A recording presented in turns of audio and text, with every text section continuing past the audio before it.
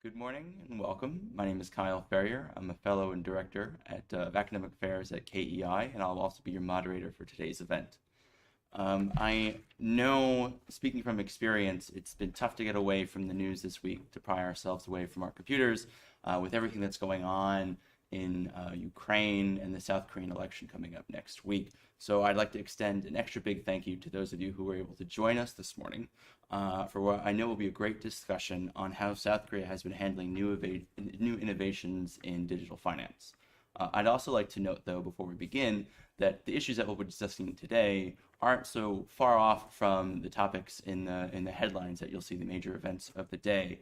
On the Russian invasion of Ukraine, the overwhelming use of sanctions against Russia by the US and others have raised questions about how revisionist powers may seek to accelerate the use of digital alternatives to the dollar to erode US dollar hegemony in financial markets.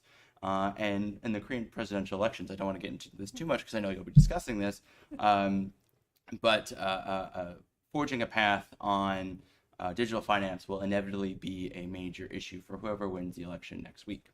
And with that, I'd like to say that we're very pleased to have with us Dr. June Park to talk with us today about her paper that she's written for KEI titled South Korea's Critical Moment in Digital Currency Policy Making.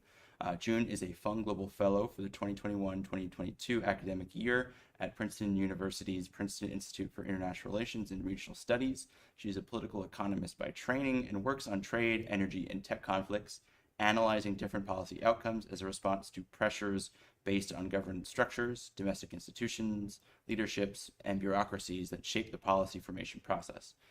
If you're a longtime follower of KEI, June will probably look familiar to you because this is the third contribution you've done for us.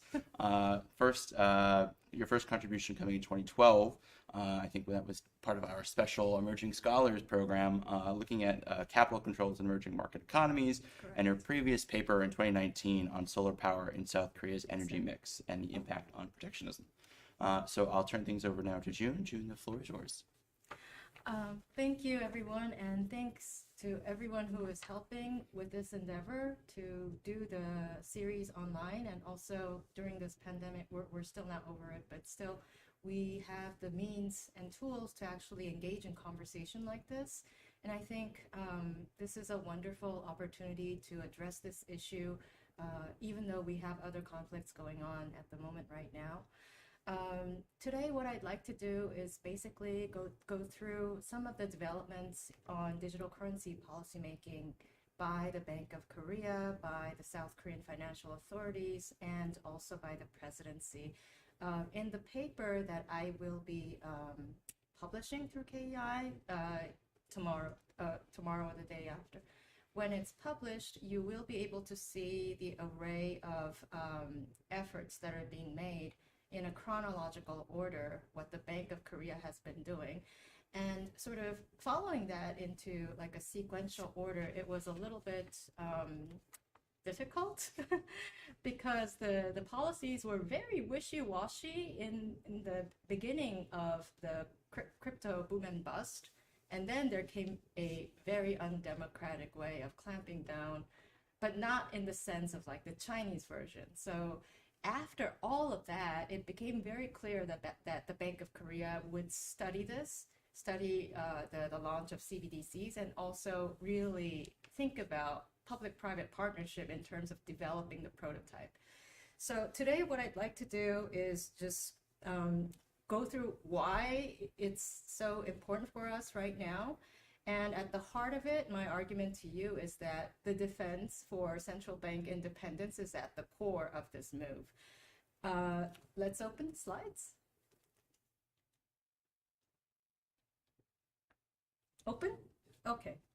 So this is just to give you a sense of which institutions we will be talking about. Just like when you introduce yourself to a person, maybe the institutions need to look physically in presence, like like in visual form where this is and how it looks like. Let's not talk about ghosts. So on the far left, you have the People's Bank of China, which is the central bank of the People's Republic of China. And as you know, China is an authoritarian state. It goes by a different kind of a government structure. Then at the very middle is the Bank of Korea building. Its previous building from the Imperial Japan era in the front, which is now used as a currency museum. And standing behind that very tall, the new building, which was erected many years ago in terms of, accommodating more staff. This sits right at the heart of Seoul. And what it means to me as a child growing up in Korea and, as a student while going to college, it was always, I wondered what this is. And becoming a political economist now that I am dwelling on these issues, I realize how pivotal this was in the remaking of South Korea after liberalization and all the, revisions of the Bank of Korea Act. So this is a very vibrant version of the Bank of Korea scene, but I just wanted to let you know how it's been transforming. And at the far right is, of course, the Federal Reserve Board. And here, the contrast here is that the big two central banks you could see on the opposite ends, they're kind of far away from the traffic. Like it shows how grandiose these institutions are. I'm not saying that the Bank of Korea isn't, but you could sense like, okay, maybe it's just a scarcity of land, but it's also symbolic in such a way that, okay, it sits right at the heart. It's not moving anywhere. It's just there. And, the two blue pictures indicate what we are going to discuss, which are CBDC and blockchains. So a bigger context here that we would envision about going about our talk is basically, okay, so let's think about the crypto boom and bust. Bitcoin has been slumping. And what we also have in our financial environment is inflation, ongoing inflation. And this will impact our lives as we go on. There's also illicit activity that Kyle mentioned, cyber hacking, and the hacking of Bitcoins has been a prevalent issue. Ransomware-based attacks, and the showcasing of the digital yuan during the Beijing Olympics. So the US is thinking about what to do in terms of going about a digital dollar if we think about it in this geopolitical kind of context. Then there's sanctions on Russia and the discussion on SWIFT, and are there other ways around it? Yes, there is an alternative method, the Chinese version, and whether Russia and China would go about doing their transactions that way, that's still going to be a very, very headachy issue. So can crypto be harnessed at all? It's basically the perennial question that we have. And what about the virtues of decentralized finance? Like, are we going to throw the baby out with the bathwater? And central banks shifting towards possible avenues of defending centralized finance using central bank digital currencies. This is right at the heart of what I am trying to address.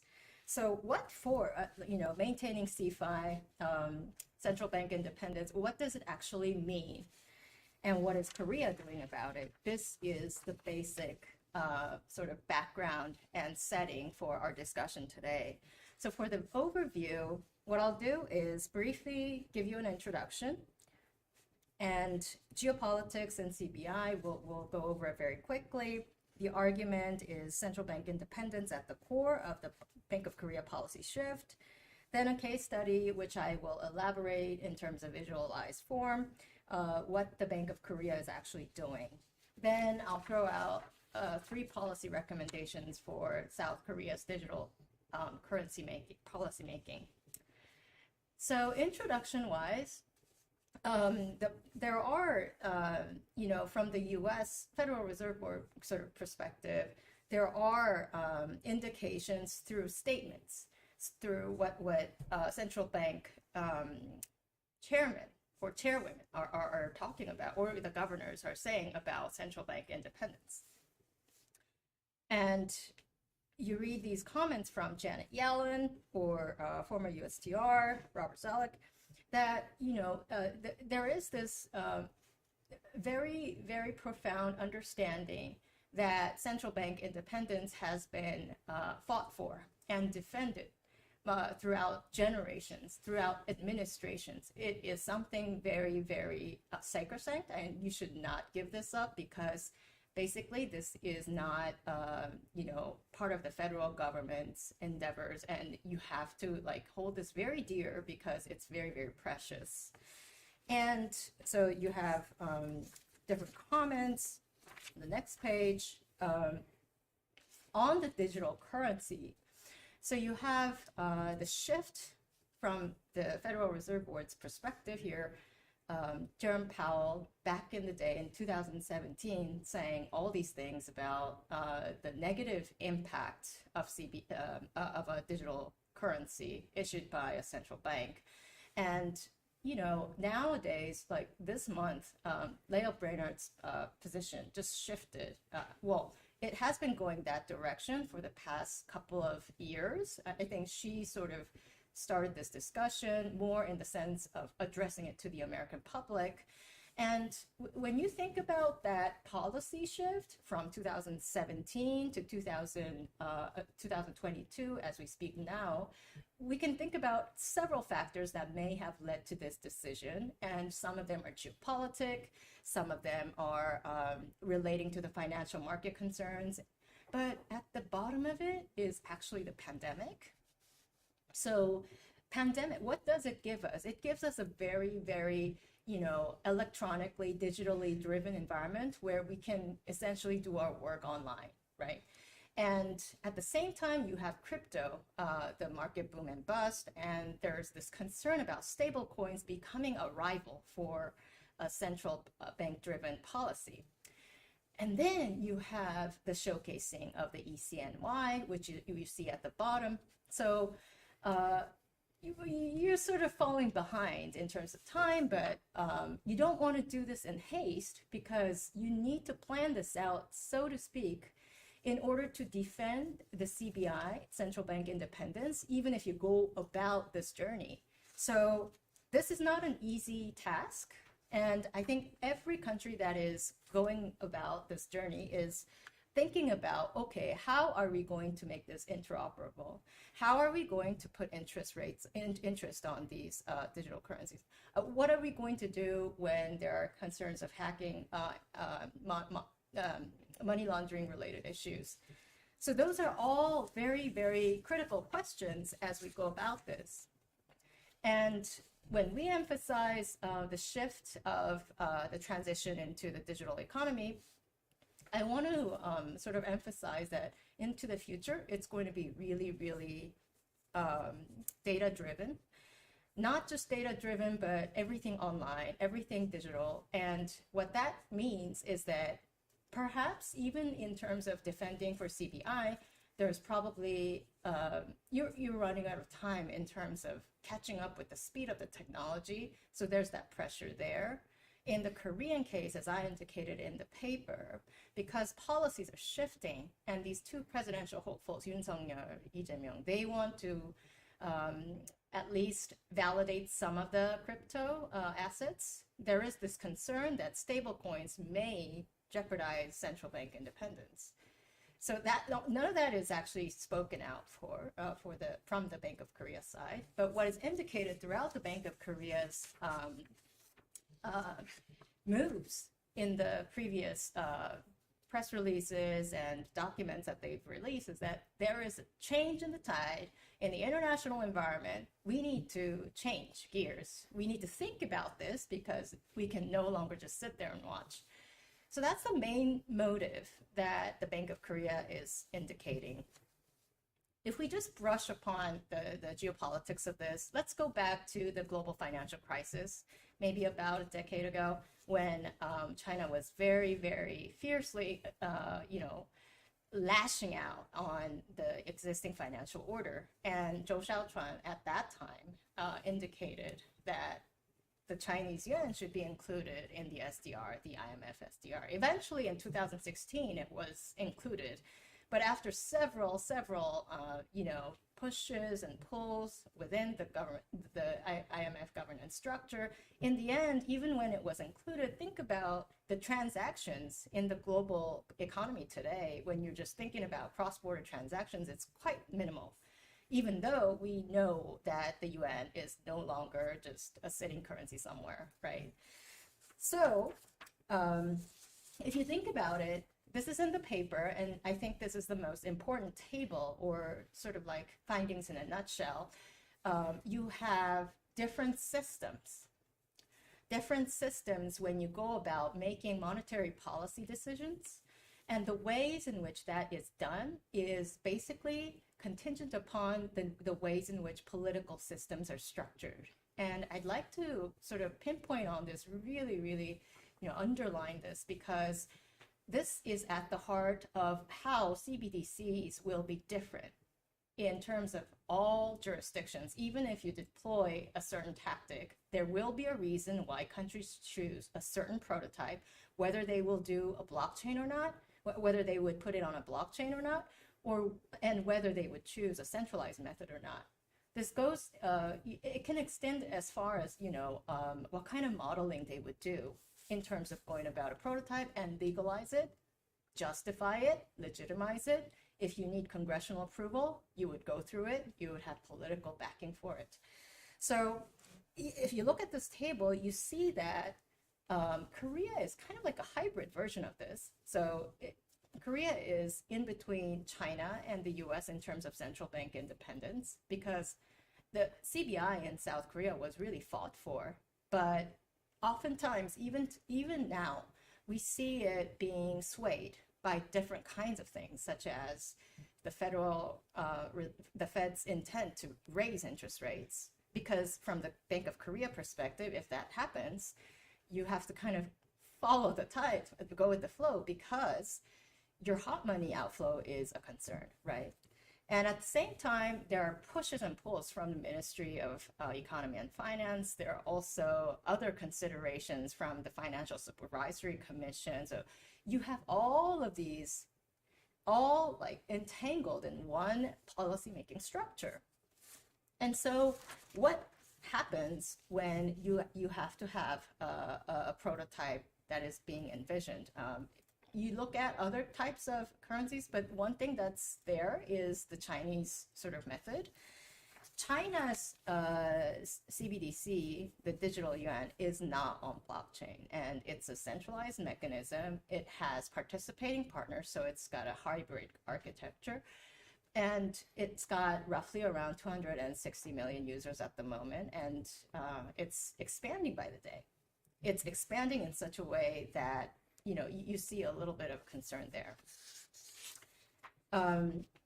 Let's talk about China a little bit more in terms of how their monetary decision-making structure is. In this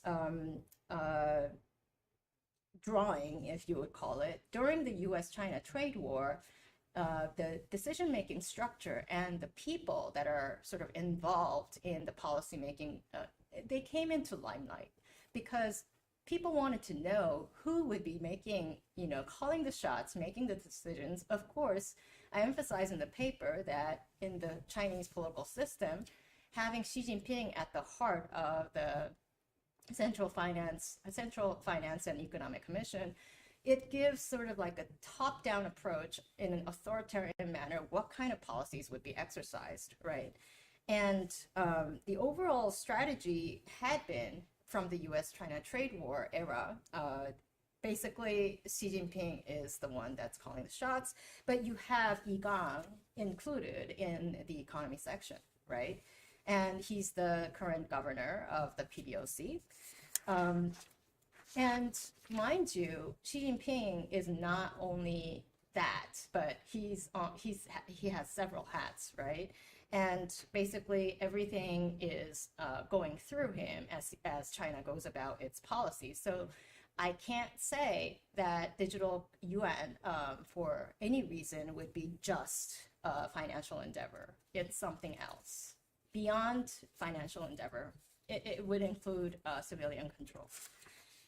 Now, where the PBOC sits in terms of their role in terms of policymaking, it's important to note that, okay, he sits on the committee, but what is the PBOC's actual standing? What is the actual standing? And if you look very closely here, Lee Gang is the governor of the PBOC, but he is not able to make any monetary decisions on his own or the PBOC as its own, because it's only delivering the executive role. You just execute to the board. If the board gives a guideline, then you have to address those issues. You're basically an agent, so it's like a principal-agent relationship. Whereas in the US case, you have the Congress that would keep on checking in, and the checks and balances with the Fed, the relationship is very much sort of checking each other. And mind you, CBDC in America would not be possible without congressional approval. So that's the real difference in terms of structure. Then how does South Korea's look like? Let me just say, going back to 2018, when the current governor, Lee Ju-yeol, was reappointed for his second term, it was unprecedented. Very unprecedented, because it was the transition between Park Geun-hye and from Park Geun-hye to Moon Jae-in, and of course you might want to see that kind of a continuity in terms of Bank of Korea governorship, and it happened in the U.S. as well, right? From Trump to Biden, Powell stayed, right? But in Korea, this was very unprecedented. And in his words, he actually indicated that it's not just a personal honor, but it is also an honor for the Bank of Korea, because this is an indication that Bank of Korea's central bank independence was maintained. However, in reality, not that simple. Not that simple. So let's look at the interest rate. If you look at the interest rates, before 2008, it was a call rate, so we're sort of avoiding that from this graphic, but I'd like you to pay attention to the red circles that I have given on this slide. So most recently, starting from May 2020, you see slight hikes, and you can never deny that this has nothing to do with the Fed's intention to raise rates, right? The Bank of Korea is always looking at external conditions, whether it should worry about a capital outflow or not. And before that is the real question here.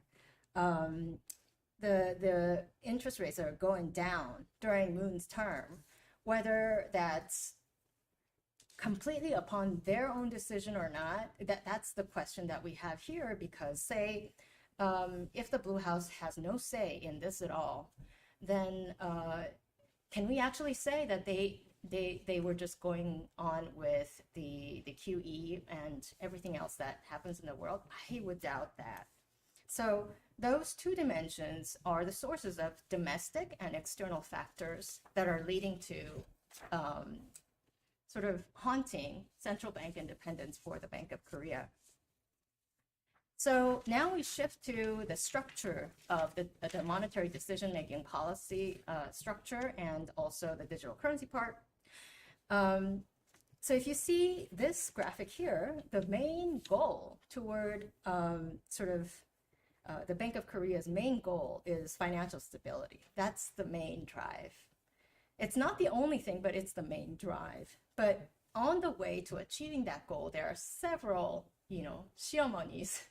You would call them, like, they would just nose into some of the endeavors and say something. And those players are the FSC, the FSS, and underneath you have the KDIC, you also have the MOEF, and behind the MOEF, what do you have? The Blue House. So you can't really unravel this without consulting all of these agencies. And so what really it comes down to is the Bank of Korea has to sort of accommodate these interests while making its path toward financial stability. The same thing goes for a CBDC launch. And I would doubt that there was no discussion at all with these agencies before going on with the prototype study.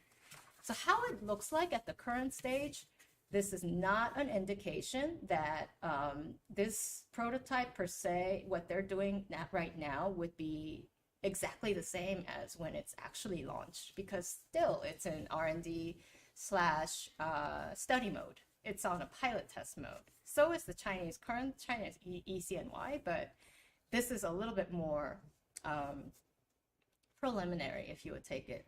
Currently, it's in the second stage of this pilot study. And in the first stage, what it envisioned was setting up a system in which you have like the central bank nodes and other partnering institutions, agency nodes.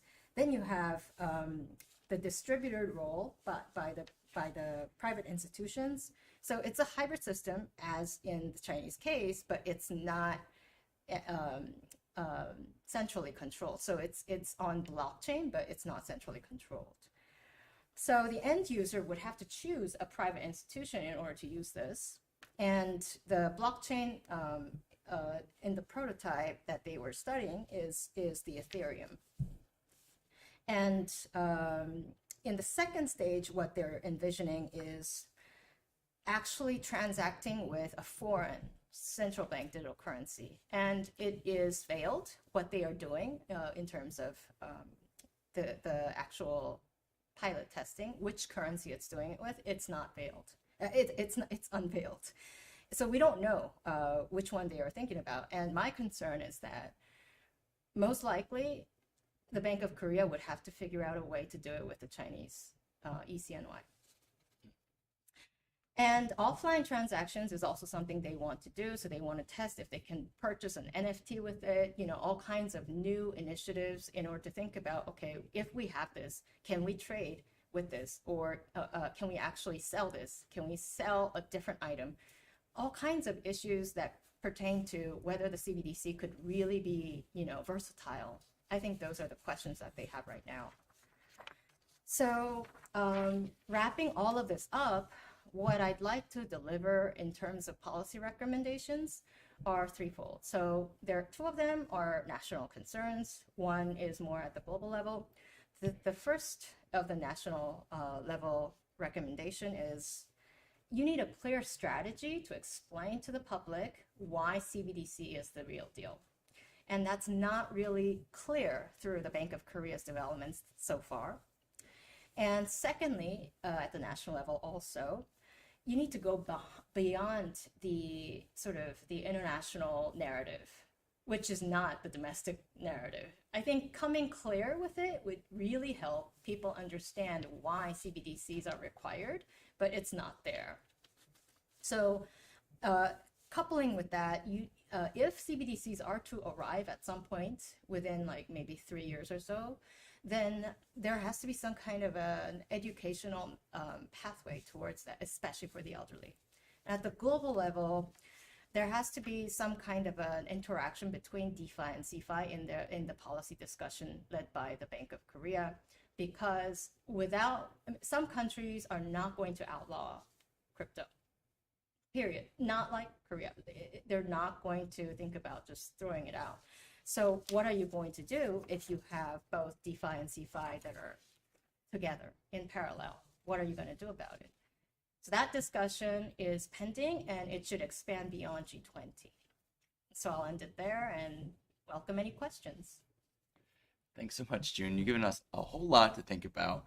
And before I get to some of the questions I have for you, I just want to remind our viewers that if you have a question, please type it in the comment section next to the YouTube video. We're happy to get to those a little bit later on in the video. But if it's okay with you, I'd like to start some questions using the moderator's privilege to start big and then maybe work our way down to the South Korea case. And you talked a lot about central bank independence and geopolitics and political economy things related to to CBDCs, and one of the recommendations that you had, if a CBDC is to be implemented, is for the government to explain, why this is necessary. So I guess in a broader sense, what are some of the benefits of CBDCs, and what are some of the drawbacks economically, financially speaking? What are some of the tangible reasons why countries are going for this? What are some of the tangible reasons why they might be a bit slower to pursue CBDC? This may be too much of a critique in some sense to viewers out there who defend CBI in the traditional sense, but I think what it really boils down to is, if you don't have a system that rivals up to the crypto/stable coins, you basically are left with an analog sort of mechanism, plus the plastic cards that we use, and some e-payment systems that are already here. This morning at CBS, I was surprised that Alipay was also included. And so you have this, over time, what you would have to worry about geopolitically is that you have a growing alternative system behind you, which may sort of come back at you. And I'm talking about the US dollar in this regard.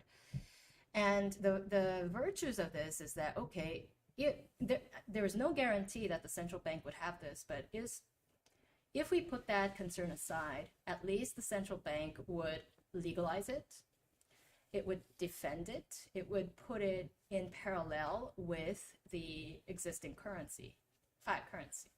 So that's one thing that the people who advocate for CBDCs would argue. But what's not really there in terms of their explanation is that, when you have other contending rivals, what are you going to do about the interoperability? And mind you, if it's put on an anti-monetary scheme, CBDCs, they're not going to use it. Is there going to be a mechanism to track them down? There's still a question there as well. So in most likelihood, we are going to live in a world that is combining DeFi and CeFi. And what kind of legalizations would happen, it's really, really contingent upon the political structure and the monetary policy preferences of each central bank. And how much bureaucratic autonomy they have, it's all different by political system and the nature of it. And you touched on this a little bit in your answer right there, and you alluded to it in your paper, and I alluded to it at the beginning of the discussion, but I kind of want to get a broader sense of where we are right now financially with the sanctions on Russia. Many are calling it completely unprecedented, and we get this question, it seems like every few years, is this the end of US dollar hegemony? But is the invention or the ushering in of CBDCs a way in which we might be seeing a shift, if not away from a multipolar financial system or a bipolar financial system with the digital yuan and the dollar? And I know that you mentioned that the digital yuan is a means in which the People's Bank of China can create a more attractive digital currency for China, that it can't necessarily compete in other ways with the United States. So combined with what's already being done and sort of the leverage that the United States is using on the dollar to produce pressure on Russia, is this the beginning of the end of US dollar hegemony, and combining, like I said, sanctions plus CBDCs? I think the scenario that you are envisioning is a little bit apocalyptic, because the digital dollar, it's still in, pilot test mode by the Boston Fed and the MIT. That was the first phase of the Project Hamilton. But what's not really out there, so whether people will flock to the digital means, whether China exercises like a global campaign to utilize digital yuan, we haven't seen that yet. Although, so most experts would say that the dollar, the credibility of the dollar is not going away anytime soon. I'm just worried about 10 years down the road, or even 20 years down the road, when we'll have a completely different world, most likely. Everything driven by data, and the digital world will sort of rule our everyday pattern of life. And if that's the case, will cash ever be necessary? Fiat currency be necessary? And if that's the case, having no solution to it is kind of dangerous, especially if you're thinking about defending the dollar's credibility and its interoperability around the world. So I guess as much as you would argue this kind of a scenario is very, very pessimistic and apocalyptic, you need to think about it, because there may be a chance that 10 years down the road, 20 years down the road, that could be the case if nothing is done. That's it. I think the only thing that really drives the concerns at the Fed, I mean, not just the stable coins, but the geopolitical side of it, because it took decades for the dollar to become like this, right? And even though the US has failed in maintaining the value of the dollar at several points in time, people still buy it. Yeah. The treasury bills, although gold is still there. So this scenario, the apocalyptic scenario that may haunt the existing system, is the driver there, but it's not really expressed. Yeah, it's probably way too early to tell. You said we'll know in a few decades, but it is a series. Or even sooner. Yeah. We don't know. Yeah. But yeah, it might come unexpectedly. Yeah. Yeah. And we've talked a little bit about the People Bank of China, how they rolled out their digital yuan, and the latest sort of stage in their pilot test has been the rollout of their digital currency and the Olympics. Before we get into South Korea, I just wanted to get a sort of sense of how you think that went and where the trajectory of the digital yuan is going right now. When can we officially consider it launched? And it has a lot of users in China, but it's still not technically launched. Where's the bank going with it right now? So if we think about China's, holding on to,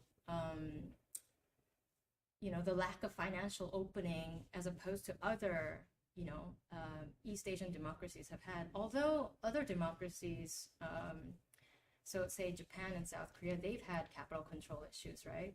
But in terms of China, I think the question is still out there in terms of what they actually want in terms of the digital yuan.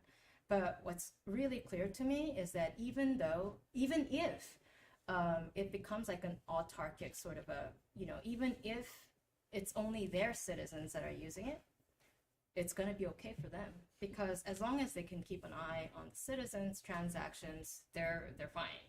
Plus, big tech, fine. Chinese big tech. But what is concerning to me is if they go abroad with this in terms of their renminbi internationalization move, because then the dollar could be impacted. And how fast this will happen is kind of like a question. But you have so many corners of the globe where the digital gadgets are there, but not financial inclusion. So that's where the concern is arises from. And just think about small countries that, like the Bahamas, that became the first to launch a sort of central bank digital currency. It's not really looking to do like transactions. Look at Nigeria, for instance. It's just a replacement, like a substitute for a fiat currency and nothing really else. But in those kinds of countries, digital yuan can be interoperable through political agreements and expand. And if there would be no longer the vital use of the US dollar or any other currency that is in the SDR, what happens? So that's the concern. And that's a real geopolitical concern. So I think many central banks are trying to figure out at this moment, okay, what should we do? What kind of a prototype should we develop? And Korea is one of them. Yeah. I think that's a good segue into what I said. We're going to get into some questions on Korea. But I see that we have a couple questions in the comment queue here, so I'll read those off. They're specifically about Korea. The first one is about your third recommendation, and the asker says, I would imagine that any individual state central bank independence is based on linkages between central banks globally. And he wants to hear more of what you think about that third recommendation in the global context. So it's kind of related to what I just said about small countries launching CBDCs. And what this question seems to point to is the role of the Bank of International Settlements, because that's sort of the epitome of how central banks around the world have built this global monetary system. But the main players there are mainly transatlantic partners, maybe the Bank of Japan, some rule by the Bank of Korea. E.g., the governor of Bank of Korea sits on the board there. So basically rich countries. And when you think about the different kinds of prototypes or different methods in which other countries that are not specifically high-income countries would approach this, you need to think about ways in which you would be actually incorporating them into the financial system, because otherwise, digital yuan will go there. The digital yuan is a very easy and sort of like a very approachable sort of a tactic for these countries, because wealth is not really there. There is a means of transaction. It looks fascinating, sophisticated, easy to use. Then it's easily planted there. But it's a question, there's this question that arises. Renminbi trading clearing houses, they couldn't do this much. In the fiat world, it didn't really happen, but in the digital world, it might happen. That's my concern. That's a good point. The next question comes in asking, are there ways in which the international financial institutions can are there ways in which they can change how the way that the BOK and others approach digital currencies? So what's the role of the IMF and others and the BIS really in helping to get the BOK to approach digital currencies? This may be a very political question, but I think important Korean economists sit at the BIS, Han Song-shin, IMF, of course, Chang Yong-lee, and there are discussions ongoing about this. And mind you, in early March, so around maybe next week, there has to be some kind of a news about the next appointment for the governorship of the Bank of Korea, and all of these people are considered. So think about it this way. You probably will appoint someone who will carry on this drive from the Bank of Korea perspective. But there, of course, there are checks and balances. You have to be approved in the hearing process at the National Assembly. The president has to nominate. So, I mean, Blue House. So we'll see what happens. But there is this very intricate line. It's kind of like a policy tension, should I say, that exists in terms of the next BOK governor and who becomes the designated nominee under Moon, because Moon has to designate somebody, is going to really make the rounds, because then you would kind of know what it would look like after Moon steps down. And we don't know who's going to be president, but yeah, it will impact severely, critically, how the Bank of Korea maneuvers on this issue. Moving from key external constituents to key domestic constituents, as people around the world talk about central bank digital currencies, there's concern among existing financial institutions within those countries, because CBDCs would radically change the way in which financial companies like banks and credit card companies would operate. So in Korea, is there a sense of do you have a sense of the relationship between the BOK and these companies? Are there opportunities for them to adapt? Are they already talking about ways in which they can adapt? I know, interestingly, JP Morgan has set up a lounge in the metaverse to try and help them transition to a possible increasingly digital world. So is there talks of things like that in Korea? Where are we at in terms of domestic financial institutions in a CBDC in Korea? So the skeptics about a South Korean CBDC all point to this issue that you just raised, because South Korea's financial and transaction system is now a very complex and sophisticated system of different kinds of credit card companies and e-payment companies. Just look at Kakao Pay, and Samsung Pay, and you have this interaction that is not always friendly amongst FSC, FSS, and the Blue House, and also the Bank of Korea. The Bank of Korea is just walking towards that financial stability goal. But there are interactions that you cannot ignore, especially because, financial supervision is not solely a government endeavor. Ever since the revision of the Bank of Korea Act and some of the developments that happened under Lee Myung-bak. So you have to keep on eyeing these views, opinions from the private sector, because they are going to be crunched if a CBDC is launched. Because if that's the legal method of transaction that the government wants you to use, there's no way around it, right? So how are you going to promise business interests for these other players that are not Bank of Korea? That's the looming question. So chances are, so this is my own sort of query into this topic, but whether South Korea will really go through a National Assembly approval of a CBDC, just as, in the US it would require congressional approval. I'd like to see how that unfolds, because if South Korea doesn't, I think it's just on blockchain, but like China. And the ways in which crypto was slammed by, well, here you see it a bit by the SEC, but in China it was like, this is gone now. How the Bank of Korea would go about, justifying for the CBDC when all the other players in the financial architecture, including the Ministry of Justice, sort of said, okay, no new anonymous accounts anymore. Only legal names for accounts, wallets. It didn't go through the National Assembly. It was undemocratic. And there was even a case filed at the Constitutional Court of Korea, which was dismissed.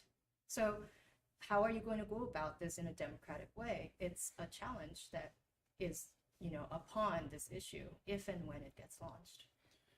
Speaking of, controversies, some of the biggest controversies in Korea surrounding digital finance haven't necessarily been in a CBDC, but in cryptocurrency.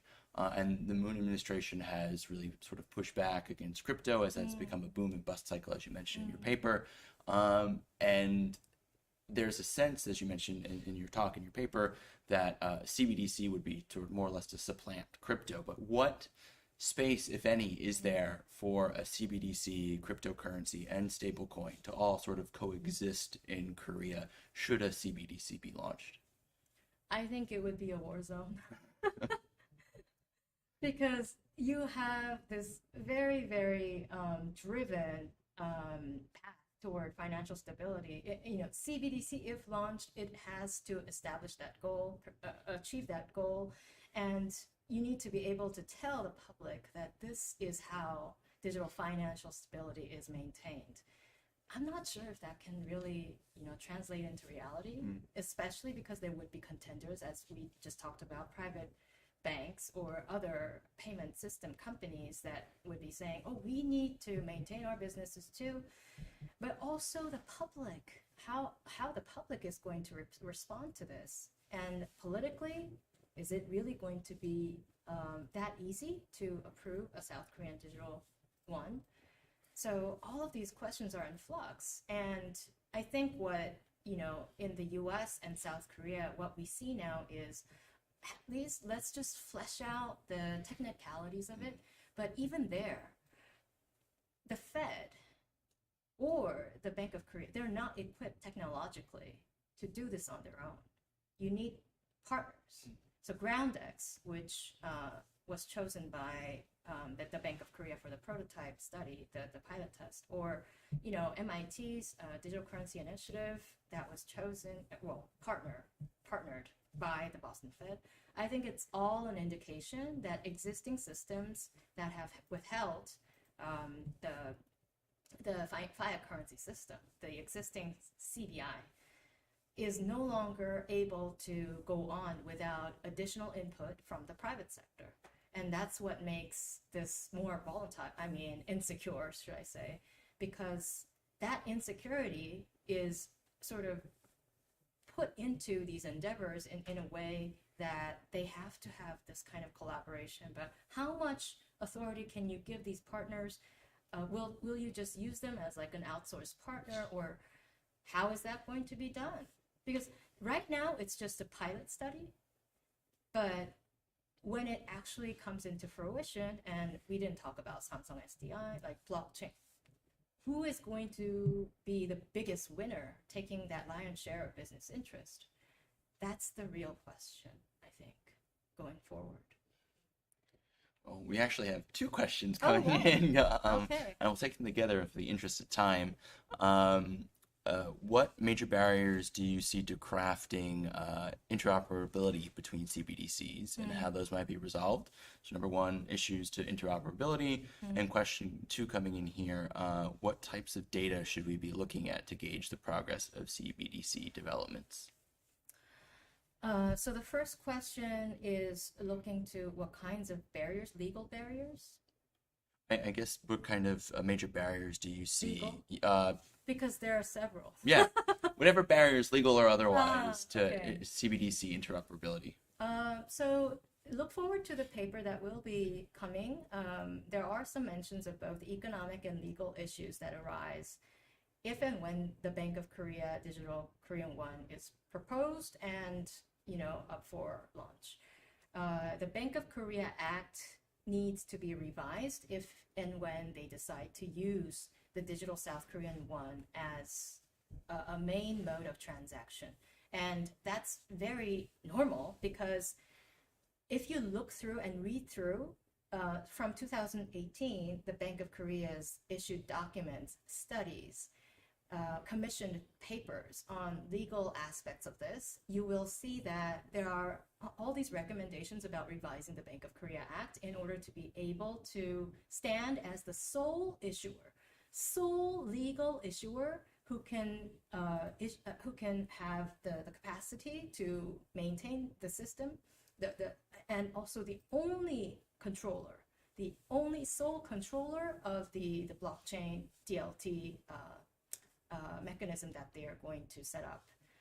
And if that's the case, Bank of Korea Act Articles 3 and 4, both on central bank independence and legal issuer related issues, those have to be revised to accommodate the digital version of the South Korean won. And the reason why I kept on asking the question whether this is going to go through the National Assembly is because revising that requires National Assembly approval. It's not just any act, it's the Bank of Korea Act. So that is the big question there, legal barrier / the business interests with other payment companies and credit card companies. But in terms of interoperability, I think the biggest question is, are you going to operate your system with countries that you don't agree with in terms of their ways of operating CBDCs? So that's like, it's there, but nobody talks about it. Because right now, the attention is all just set on who is launching or not, who is thinking about launching or not. And if they're doing something like a study or something, are they really launching it? So that's not even resolved. And I think what people are just thinking about is, okay, we don't want to use, a very, very volatile system that we agree, like in general, people would agree that. But if we have this and this becomes the CBDCs become the main mode, then what about transactions with countries that have a different kind of a system that we don't agree with? Like, what about our data? Like, is our data going to be sent there? So that's the question. And that kind of leads to the second question on the data, what kind of data we should be looking for. PBOC is not releasing their data. I think we would need to see that first, like how that is sort of operated within China mainland, within China's jurisdiction, or if we can get our hands on the data. But let's say if we do like a test, I'm not sure if the Boston Fed or the Bank of Korea will release these findings upon, trying to attempt purchasing an NFT or, doing the second stage, whether they're going to release any kind of data. It's still, we don't know what kind of data they'll release. But one thing is for sure, we already have transactions that are ongoing within the jurisdictions of our own. And those transactions will, if they are to be replaced by CBDC, that's the data that we have to look to, because then those operators will lose business. And that's going to impact the ways in which we do transactions. And that's precisely why I'm thinking, is it going to go through National Assembly approval? Of course, here in the States, I think it will go through congressional approval, but in the US case, what we should look to is who advocates it in the Congress, like who pushes for and rallies around the flag, because then it would mean that there are some political interests embedded with the decision to launch, not just geopolitical, but other economic reasons. Or, if you don't completely outlaw crypto, then there's a reason behind it, because there are vested investors. While we're on politics, before we close out, next week is the election in Korea. Does who will win the election really have any impact on the trajectory, or is this too much of a BOK? The Bank of Korea is too much in the driver's seat for there to be too much of an impact? I think the Bank of Korea would want to, but the way in which the power structure of the South Korean political system is designed, and probably will not change anytime soon, even if we have a transition into the digital economy, or maybe policy preferences of the VIP, if ever they have different views opposed to Moon's. There are chances that they would be reflected into the BOK's decision. But what I expect is the BOK will try really hard to just push through their own way, because they need to operate this. They need to be the one to actually control this and ascertain as to what actions are true or not. And the Bank of Korea is not going to be the main transaction focal point. It's going to be delegated to private institutions that will do this. Right now, the prototype that they're studying is with 5 private institutions. So day-to-day transactions, Bank of Korea can't handle all of that, Even for the Chinese yuan, the People's Bank of China is not doing all of that. So they have partnered institutions, but who gets to be partner institutions?